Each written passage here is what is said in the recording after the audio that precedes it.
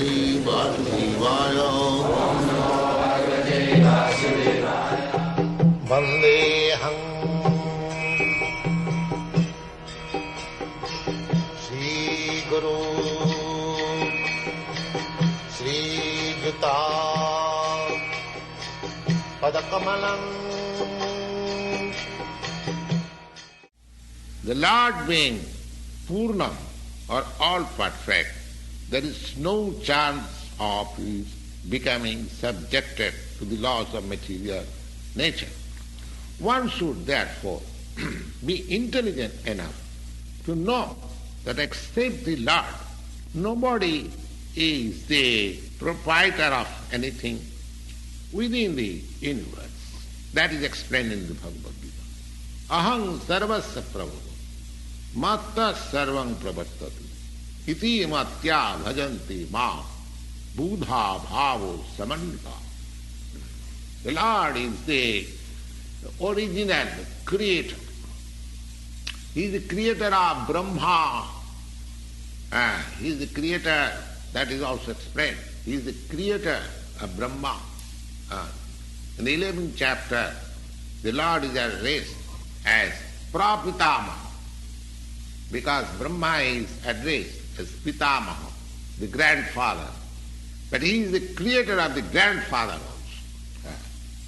So, nobody should claim to be the proprietor of anything, but he must accept things which are set aside by the Lord as his quota of maintenance. Now, there are many examples how we have to utilize the allotment of the Lord.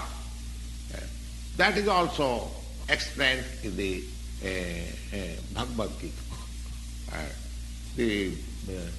Arjuna, he decided in the beginning that he should not fight. That was his own contemplation. Arjuna said to the Lord that it was not possible for him to enjoy the kingdom after killing his own kinsman. And that point of view was due to his conception of the body, because he was thinking that the body was himself and the body, the relatives, his brothers, his nephews, his father-in-law or his grandfather, they were expansion of his body, and he was thinking in that way to satisfy his bodily demands, and the whole thing was spoken by the Lord just to change the view, and he agreed to work under the direction of the Lord, and he said, Karisi bachanam tava. Therefore, in this world, the human being is not meant for quarreling like the cats and dogs. They must be intelligent enough to realize the importance of the human life and refuse and to act like ordinary animals. A human being should realize the aim of human life. This direction is given in all the Vedic literature, and the essence is given in the Bhagavad Gita. The Vedic literature are meant for the human being and not for the cats and dogs. The cats and dogs can kill their eatable animals, and for that there is no question of sin or their part. But if a man kills an animal for the satisfaction of his uncontrolled taste, he must be responsible for breaking the laws of nature. And in the Bhagavad Gita, it is clearly explained that there are three kinds of activities according to the different modes of nature. The activities of goodness, the activities of passion, the activities of ignorance. Similarly, there are three kinds of eatables also.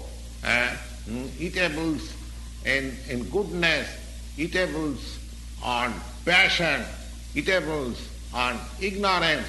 They are all clearly described. And if we properly utilize the instructions of the Bhagavad Gita, then our whole life will become purified and ultimately we shall be able to reach the destination. Jadgatyana nivartanti tadhama paramam mama. That information is given in the Bhagavad Gita. That beyond this spiritual material sky, there is another spiritual sky that is called Sanatana sky. In this sky, this covered sky, we find everything temporary. It is manifested. It stays for some time, gives us some byproduct, and then it becomes dwindling and then vanishes. That is the law of this material world. You take this body, you take a fruit or anything, what is created here, it has got its annihilation at the end. So, beyond this temporary world, there is another world for which the information is there. The parastasmatu bhava anya. There is another nature which is eternal, sanatana, which is eternal. And the jiva, jiva is also described as sanatana. Mavi mansa jiva bhuta jiva loka sanatana. Sanatana. Sanatana means eternal. And the Lord is also described as Sanatana in the 11th chapter. So, because we have got intimate relation with the Lord, and we are all qualitatively one, the Sanatana Dham and the Sanatana Supreme Personality and the Sanatana living entities, they are on the same qualitatively plane. Therefore the whole target of Bhagavad Gita is to revive our Sanatana occupation. Sanatana, that is called Sanatana Dharma, or eternal occupation of the living entity. We are now temporarily engaged in different activities, and all these activities being purified. When we give up all these temporary activities, sarva dharman parityajya, and when we take up the activity as deserved by the Supreme Lord, that is called our pure life.